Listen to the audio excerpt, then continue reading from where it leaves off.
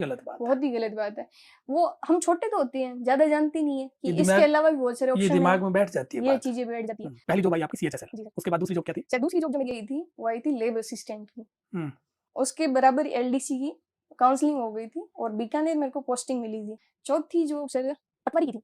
हुँ। उसके बाद मैं ग्राम सेवक की, फिर थर्ड ग्रेड टीचर, फिर सेकंड ग्रेड सामान्य शिक्षा, सेकंड ग्रेड संस्कृत शिक्षा, फर्स्ट ग्रेड सामान्य, फर्स्ट ग्रेड संस्कृत, आरएस 2021। आज के दौर में जहाँ एक सरकारी नौकरी को ही सफलता का प्रतीक माना जाता है, वहाँ अगर किसी का एक बार चयन हो जाए, तो चेहरे के हाव-भाव बदल जाते हैं और मन में गहरी संतुष्टि भी घर कर जाती है। लेकिन क्या एक जॉब मिलने के बाद दूसरी की तैयारी करना आसान है? और दूसरी के बाद तीसरी? चलिए मान भी लें, मगर 10 सरकारी नौकरियों में सिलेक्शन के बाद लगातार पढ़ते रहना, ये तो कुछ खास लोगों का ही काम है। आज हमारे साथ है मनीषा बिश्नोई।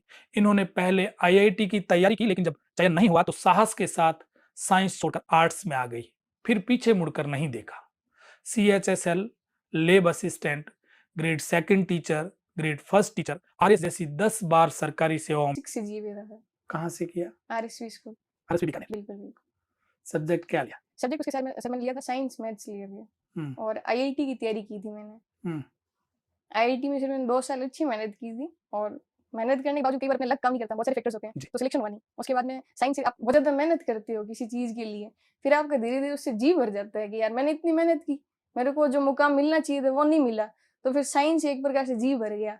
उसके बाद मैंने स्ट्रीम चेंज कर ली, फिर हुँ, मैंने बीए किया था। 12th आरएसवी से की? नहीं सर, मैंने 11th-12th अपने ना फिनिक्स आईआईटी अकेडमी चलती थी उस टाइम कोचिंग, हुँ, तो मैंने कोचिंग से आईआईटी की तैयारी की थी, फिर ये गैप दिया आपने फिर मैंने गैप आईआईटी के लिया। लिए, हाँ, फिर स्ट्रीम चेंज की। फिर स्ट्रीम चेंज किया। सब्जेक्ट क्या लिया?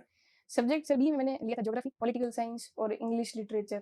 आपको रिग्रेट है कि मेरे 2 साल खराब हो गए? अब मैं 12th जो अपने करते हैं तो ज़्यादा एज होती नहीं है, हुँ, अपने बाल-मन होता है, तो कोई चीज़ अपने को नहीं मिलती है, तो उस टाइम पे लगता है ज़िंदगी यहीं पर खत्म हो गई। उस टाइम बहुत बुरा लगा था, 5-6 महीने तो जैसे डिप्रेशन टाइप में निकले थे। लेकिन जो उस टाइम जो मैंने मेहनत की थी, वो मुझे आज तक हेल्प कर रही है। उस टाइम जो मैंने अपनी साइंस पढ़ी थी, जो मैंने मैथ्स पढ़ी थी, वो मेरे को आगे आने वाले सालों के अंदर कभी भी साइंस और मैथ्स दोबारा पढ़ने की ज़रूरत ही नहीं पड़ी, क्योंकि उस टाइम उस लेवल की मैंने प्रिपरेशन कर ली थी। जी। तो अ, सिर्फ मेहनत की हुई है ना, आप किसी भी कहीं कहीं भी मेहनत कर रहे हो, आप कोई भी एग्ज़ाम के लिए मेहनत कर रहे हो, जैसे यहाँ पर मैंने आईआईटी हुँ। अच्छा, आपको बीए किस लिए करना था? यूपीएससी, सिविल सर्विसेज़ की तैयारी करनी थी या एक बार कर लेते हैं फिर आगे देखेंगे? सर उसके बाद स्ट्रीम मेरे को चेंज करनी थी। भाई हुँ, आपके 11th-12th में आपने है ना जैसे साइंस करने के बाद में ना आपके पास 2 ऑप्शन होते हैं, या तो बीएससी करो या बीए करो। बीएससी के बाद में भी मेरे को कॉम्पिटिशन की तैयारी करनी थी और बीए के बाद में भी वो इंजीनियर है, तो उन्होंने भी कहा कि तेरे को बीएससी करने से इतना बेनिफिट नहीं मिलेगा, जितना बीए करने से मिलेगा। तो उनकी गाइडेंस के आधार पर ही मैंने बीए शुरू की और उसके बाद साथ-साथ में मैंने एसएससी की तैयारी की थी, हुँ। कोचिंग से। उसमें क्या हुआ एसएससी में? एसएससी सर मैंने एक सीएचएसएल का एग्ज़ाम दिया था, हुँ, 10+2 वाला, उसमें मेरा फाइनल सिलेक्शन हो गया था। फिर जैसे घरवालों का लगाव होता है कि राजस्थान से बाहर तो नहीं जाना है।